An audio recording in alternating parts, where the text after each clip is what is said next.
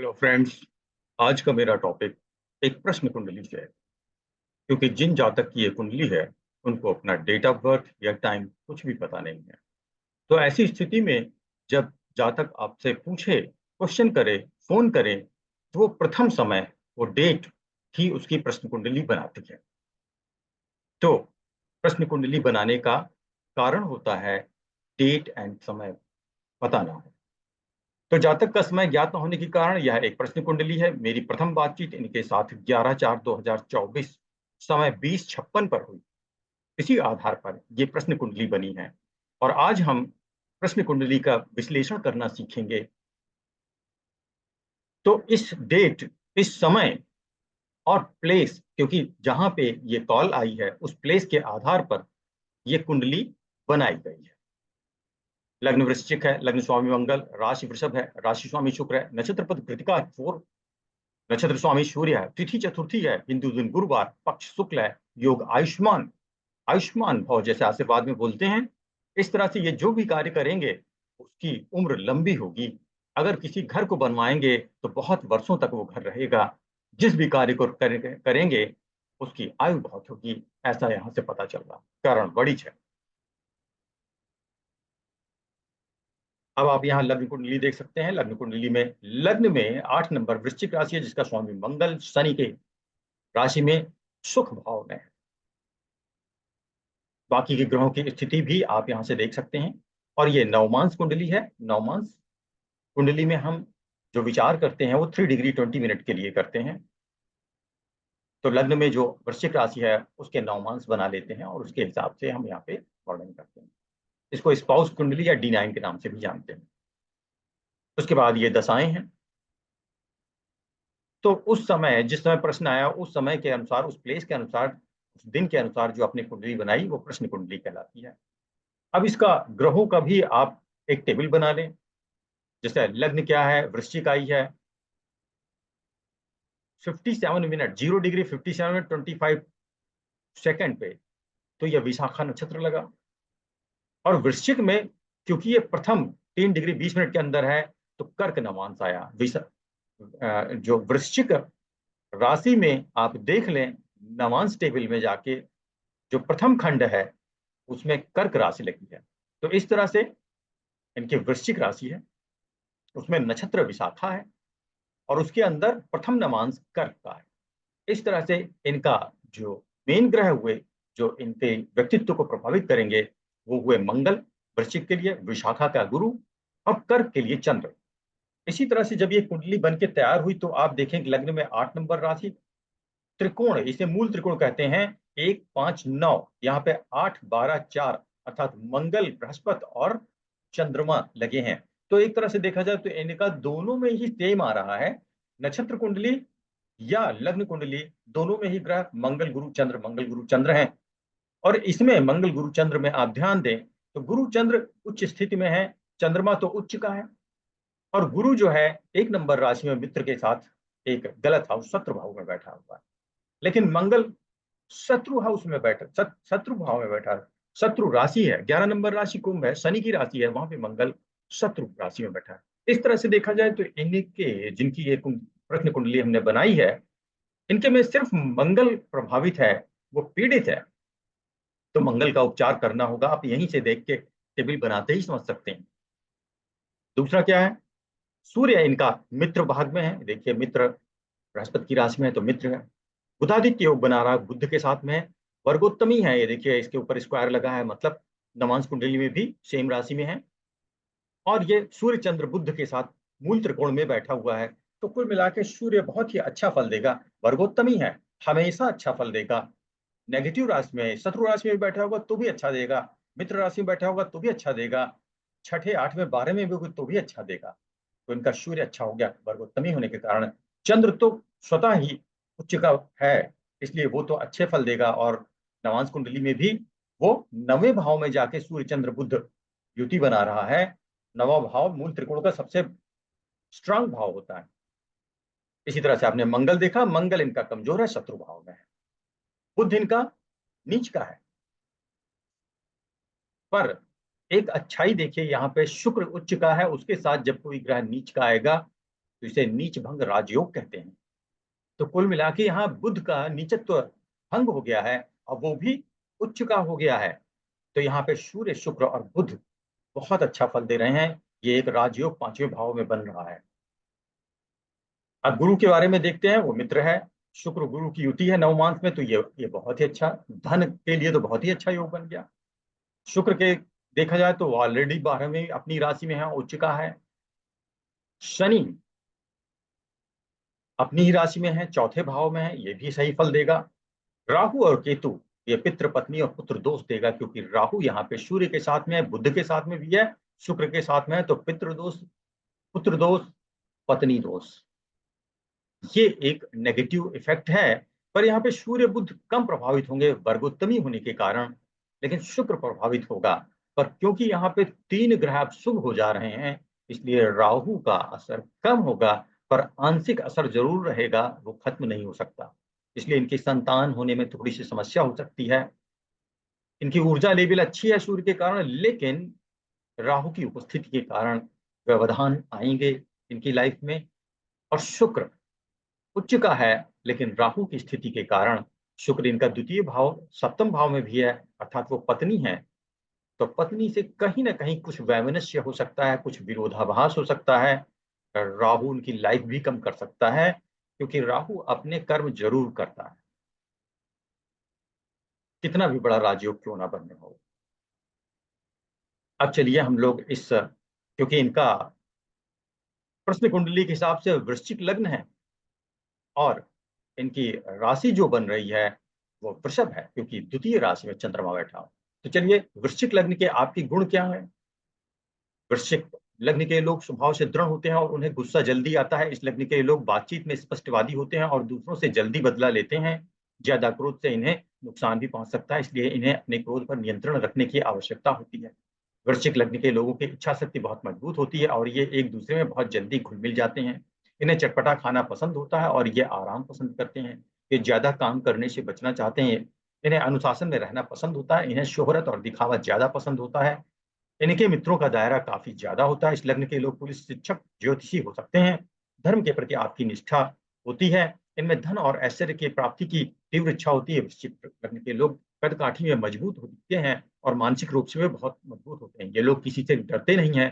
ये दूसरों को प्रभावित करना जानते हैं। इनको कोई भी आसानी से परेशान नहीं कर सकता है। ये लोग परिवार को साथ में लेकर चलने वाले होते हैं।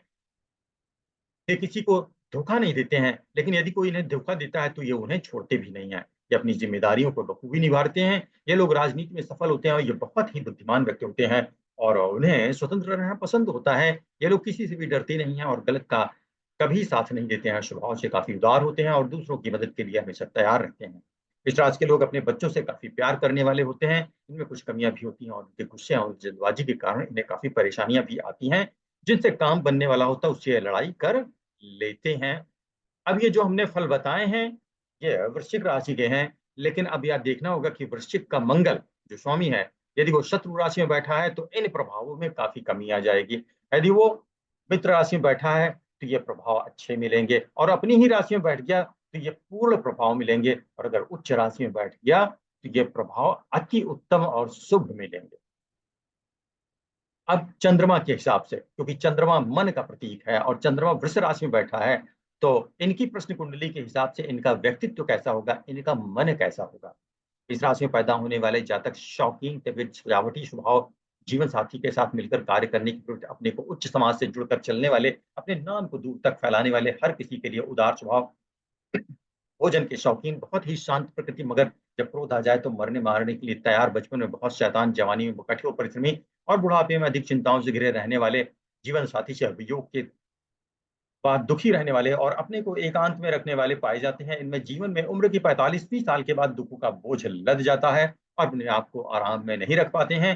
बृहस्पति तत्व राशि मानी गई है। वृष, कन्या, मकर का त्रिकोण इनको शुक्र, बुध, शनि की पूरी योग्यता देता है। माया व्यापार कार्य या धन व्यापार कार्य का समावेश होने के कारण इस राशि वाले धनी होते चले जाते हैं, मगर शनि की चालाकियों के कारण यह लोग जल्दी ही बदनामी भी पा जाते हैं। गाने बजाने और अपने कंठ का प्रयोग करने के कारण इनकी आवाज अधिकतर बुलंद होती है। अपने सहायकों से अधिक दूरी इनको बर्दाश्त नहीं होती है। प्रकृति और स्वभाव, श्वेत वर्ण शुक्र ग्रह स्वामी, लंबा का चतुष्पाद, रात्रिबली दक्षिण दिशा का स्वामी, ग्रामवासी, वैश्य जाति, भूमि चारी, रजोगुणी और पृष्ठोदयी राशि है यह। वृष राशि वाले जातक शांतिपूर्वक रहना पसंद करते हैं, उनको जीवन में परिवर्तन से चिढ़ होती है। इस राशि के जातक अपने को बार बार अलग माहौल में रहना अच्छा नहीं लगता है। इस प्रकार के लोग सामाजिक होते हैं और वे अपने से उच्च लोगों को आदर की नजर से देखते हैं। जो भी इनको प्रिय होते हैं उनके यहाँ खूब आदर देते हैं और सत्कार करने में हमेशा आगे ही रहते हैं। सुखी और विलासी जीवन जीना इनका पसंद होता है। आर्थिक गतिविधियां, इस जाति के जातकों में धन कमाने की प्रवृत्ति और धन को जमा करने की बहुत इच्छा शक्ति होती है। धन की राशि होने के कारण अक्सर ऐसे जातक खुद को ही धन के प्रयुक्त करते हैं। बुद्धि की प्रबलता होने के कारण जमा योजनाओं में उनको विश्वास होता है। इस राशि के लोग लेखाकार, अभिनेता, निर्माता, निर्देशक, कलाकार, सजावट करता, सौंदर्य प्रसाधन का कार्य करने वाला, प्रसाधन सामग्री के निर्माण करता, आभूषण निर्माण करता और आभूषण का व्यवसाय करने वाले, विलासी जीवन के साधनों को बनाकर या व्यापार करने के बाद कमाने वाले, खाद्य सामग्री के निर्माण करता आदि कार्य में लगे होते हैं। नौकरी में सरकारी कर्मचारी, सेना या नौसेना में उच्च पद और चेहरे आदि तक चेहरा संभालने वाले भी होते हैं। धन से धन कमाने के मामले में बहुत ही भाग्यवान माने जाते हैं। स्वास्थ्य और रोग, वृष राशि वालों के लिए अपने ही अंदर डूबे रहने की और आलसी आदत के अलावा कोई बड़ी बीमारी नहीं होती है। इनमें शारीरिक क्षमता की आदत नहीं होती है। इनके अंदर टांसिल, डिप्थीरिया, पायरिया जैसे मुंह और गले के रोग होते हैं। जब तक इनके दांत ठीक होते हैं, यह लोग आराम से जीवन को निकालते हैं और दांत खराब होती है, इनका जीवन समाप्ति की ओर जाने लगता है। बुढ़ापे में जरूरत और लकवा वाले रोग भी पीछे पड़ जाते हैं। तो इस प्रश्न कुंडली के इस जातक का चंद्रमा की स्थिति के अनुसार जो राशि बन रही है वृष राशि का कारण इनका मन की स्थिति का वर्णन किया। अब हम इनकी कुंडली का प्रश्न लग्न के हिसाब से कुछ विशेषताएं बताएंगे। ये इनकी प्रश्न कुंडली है। अब आप देख सकते हैं कि लग्न में स्थिर राशि वृश्चिक होने के कारण आपको प्रश्न कुंडली में बताया जाता है कि अगर लग्न में स्थिर राशि हो तो वो जातक परिवर्तनशील नहीं होता है, उसमें कोई परिवर्तन नहीं होता, कोई पतन नहीं होता, कोई भ्रंश नहीं होता है, कोई नुकसान नहीं होता है, वो स्थिर होता है। उसका निवास स्थान स्थिर होता है, उसका जीवन यापन स्थिर होता है, उसका जो व्यवसाय है वो भी स्थिर होता है, मतलब बार बार नहीं बदलेगा। पर इनके स्थिर स्वभाव होने के साथ ही उस पे चंद्रमा की दृष्टि है, जो कि चलायमान राशि की चर राशि का स्वामी है। इस कारण से थोड़ा सा इनकी जिंदगी में स्थिरता के साथ साथ परिवर्तन भी संभव है और वो परिवर्तन इनकी मानसिक स्थिति के कारण आएगा, क्योंकि चंद्रमा मन का प्रतीक है। इसलिए यदि ये चाहेंगे तो ये अपना निवास का परिवर्तन कर सकते हैं, अपने नौकरी, व्यवसाय या जॉब का परिवर्तन कर सकते हैं, पर अपनी इच्छा से, अपने मन से। बाकी इनको कोई नहीं कर सकता, क्योंकि इनकी लग्न में स्थिर राशि। तो प्रथम जो हमने बताया वो क्या है कि लग्न में स्थिर राशि वृश्चिक होने के कारण आपकी जिंदगी में ठहराव होगा, बार बार स्थान परिवर्तन नहीं होगा। जहां आप रहना चाहेंगे वहीं आपका स्थायी निवास हो जाएगा। चंद्र की उच्च दृष्टि लग्न पर होने के कारण यदि आप स्वेच्छा से चाहें तो निवास परिवर्तन हो जाएगा तथा आपका कोई भी कार्य रुकेगा नहीं। आपकी पत्नी खूबसूरत, अच्छे नेचर की होगी, क्योंकि शादी के भाव में चंद्रमा आ गया है। तो पत्नी खूबसूरत और अच्छे नेचर की।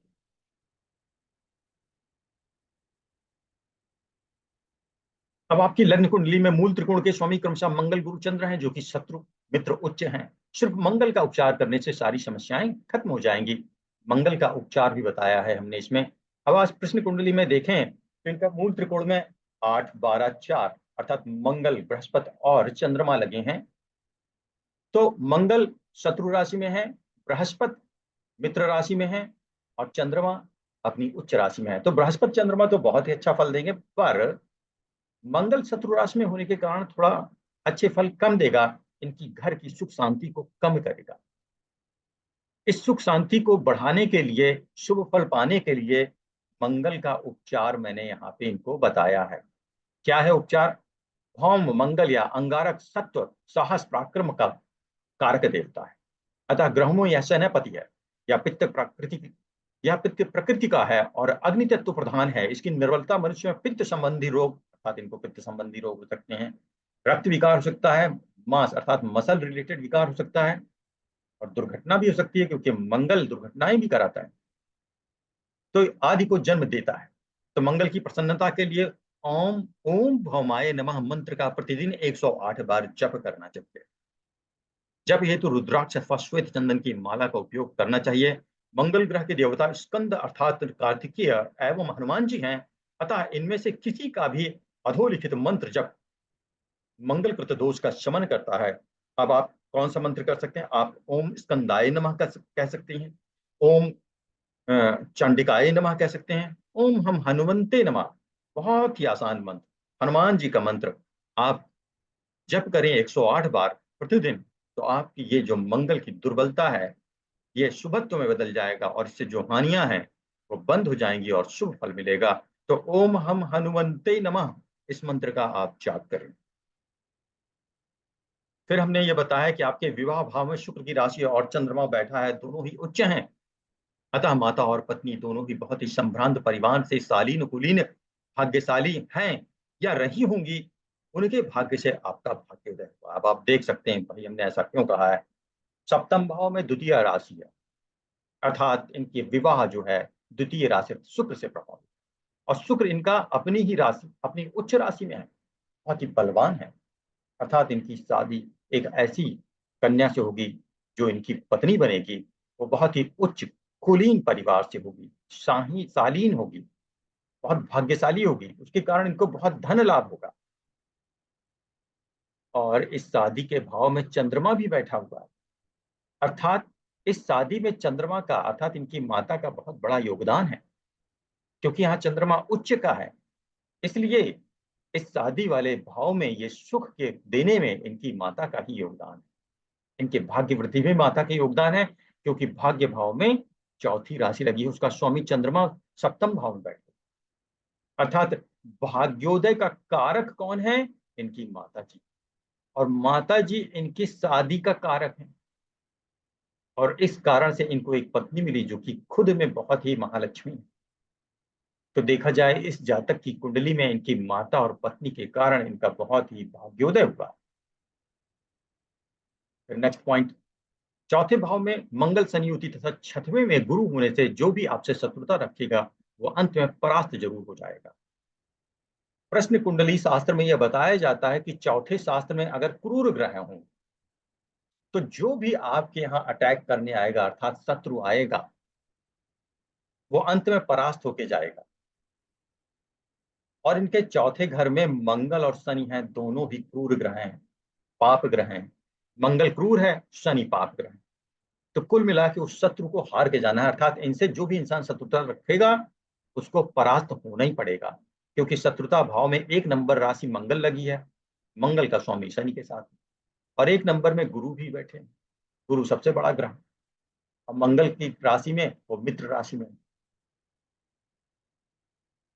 तो चलिए अब अगला पढ़ते हैं प्रश्न राशि के प्रश्न कुंडली के हिसाब से। पांचवें भाव में सूर्य बुध वर्गोत्तमी है, शुक्र उच्च है तथा बुध नीच नीच भंग राजयोग बना रहा है। अतः आप शिक्षा में अति उत्तम, इसी के दम पे सारा साम्राज्य खड़ा किया है आपने। यह भाव संतान का भी, अतः आपको अति उत्तम संतानें मिली हैं। और यहाँ राहु की उपस्थिति बताती है कि यह सब पाने में बहुत सी मुसीबतें आई होंगी, पर उन सभी को पार कर आप विजयी हुए। राहु यहाँ पितृ दोष भी लगाता है, इसका मतलब यह है कि पिता के अधूरे कार्यों को आप पूर्ण करेंगे तभी आपको मुक्ति मिलेगी, अर्थात बिना उसको किए आपको जीवन में समस्याएं आती रहेंगी। अब आप देख लें पांचवें भाव में जो कि संतान का शिक्षा का भाव है, सूर्य बैठा है, वर्गोत्तमी हो गए। सूर्य अपने क्रूर ग्रह होने के बावजूद भी सभी फल शुभ देगा। बुध बैठा है, वर्गोत्तमी हो गए, अब ये भी शुभ फल देगा, पर बुध नीच हो गया है। पर यहाँ पे एक अच्छी चीज ये है कि शुक्र उच्च का है, तो जब एक ग्रह उच्च हो और उसी भाव में एक ग्रह नीच का हो तो नीच ग्रह का नीच भंग हो जाता है, इसी को कहते हैं नीच भंग राजयोग। तो यहाँ पे बुध शुक्र मिलके नीच भंग राजयोग बना रहे हैं। और ये जातक जो है क्योंकि बहुत बुद्धिमान है बुधादित्य योग के कारण, तो उस नीच भंग होने के कारण अब ये अपनी बुद्धि के दम पे अपनी शिक्षा के दम पे एक राजयोग बना रहा है, जो इसे शुक्र अर्थात भौतिक विलासितापूर्ण भौतिक सुख सुविधाएं विलासिता, ये सारे सुख इनको भरपूर मिलेंगे, बहुत ज्यादा मिलेंगे। और शिक्षा में तो ये बहुत ही उत्तम रहे होंगे, बुधादित्य योग बन रहा है। अब यहाँ पे राहु की उपस्थिति इन सुखों में थोड़ी सी कमी जरूर लाएगा, मतलब संतान थोड़ी मुश्किल से मिलेंगे, मिलेंगे पर मुश्किल से मिलेंगे। शिक्षा हो सकता है बीच बीच में रुक के कोई रुकावटें आई हो, थोड़ी सी मुश्किल से हुई हो, लेकिन हुई बहुत अच्छी है। शुक्र अर्थात पत्नी के साथ भी थोड़े बहुत मनमुटाव हुए होंगे, लेकिन संबंध फिर भी अच्छे हुए होंगे, अच्छे निपटेंगे। तो ये प्रश्न कुंडली के हिसाब से 5वें भाव का। अब पितृदोष अगर है, क्योंकि यहाँ पे सूर्य है राहु के साथ में, तो पितृदोष लगे। 5वें भाव में पितृदोष होता है। तो पर अगर पितृदोष से मुक्ति भी जरूरी है, क्योंकि पितृदोष लगा है तो बिना उसकी मुक्ति के तो आपको राहत मिलेगी नहीं। तो परिवार के सभी सदस्यों से बराबर मात्रा में सिक्के इकट्ठे करके उन्हें मंदिर में दान करें। कपूर जलाने से देव दोष व पितृदोष दोनों का नाश होता है। तो घर में कपूर जलाएं, कपूर के दिए से आरती करें, कौवे चिड़िया कुत्ते गाय को रोटी खिलाते रहें, इस तरह से आपका पितृदोष नष्ट होता है। पीपल या बरगद के वृक्ष में जल चढ़ाते रहना चाहिए। दक्षिण मुखी मकान में कदापि नहीं रहना चाहिए। अगर दक्षिण मुखी मकान है तो उपाय करना चाहिए। क्या उपाय? यदि ऐसा हो तो निम्न उपाय कर लें। दक्षिण मुखी द्वार पर हनुमान जी का चित्र लगाना शुभ होता है। इससे आपका दक्षिण मुखी होना के कारण जो अशुभत्व आता है वो नष्ट हो जाएगा। इस दिशा में बोरिंग, सेप्टिक टैंक या कोई गड्ढा न बनाएं। इस दिशा में नीले काले रंग का कभी प्रयोग ना करें। तो भाई ध्यान रखें, पितृदोष से बचने के लिए दक्षिण मुखी घर ना हो। और अगर हो गया है, पहले पता नहीं था, हो गया है, तो फिर उस दरवाजे पे, दक्षिण मुखी दरवाजे पे हनुमान जी का एक चित्र लगाओ। नवे भाव में चर राशि कर्क का स्वामी चंद्र विवाह भाव में उच्च होके बैठा है। विवाह भाव की राशि वृषभ का स्वामी शुक्र उच्च होके शिक्षा भाव में बैठा। अतः इसका आपका भाग्य आपकी माता और पत्नी से जुड़ा है। उन्हीं के कारण आपका भाग्योदय हुआ है। इन तीनों को एक सूत्र में लाने का कार्य शिक्षा ने किया, जिसमें आप अव्वल हैं, राजयोग। यही अभी हमने बताया था 5वें भाव में। क्या हुआ कि इनका 9वें भाव का स्वामी सप्तम भाव में उच्च होके बैठा और सप्तम भाव का स्वामी 5वें भाव में उच्च होके बैठा। तो असल में 5वां, सप्तम और 9वां भाव आपस में मिल गए। 9वां भाव भाग्य है, सप्तम पत्नी है और पंचम शिक्षा और संतान है। तो ये तीनों भाव उच्च के हो गए और ये एक राजयोग बन गया। अर्थात माता और पत्नी के कारण इनको राजयोग की प्राप्ति हुई है और इनके सभी कार्य शुभ हो जाते। तो मित्रों, आज हमने एक प्रश्न कुंडली की विवेचना की। पसंद आया हो लाइक करें, सब्सक्राइब करें। धन्यवाद।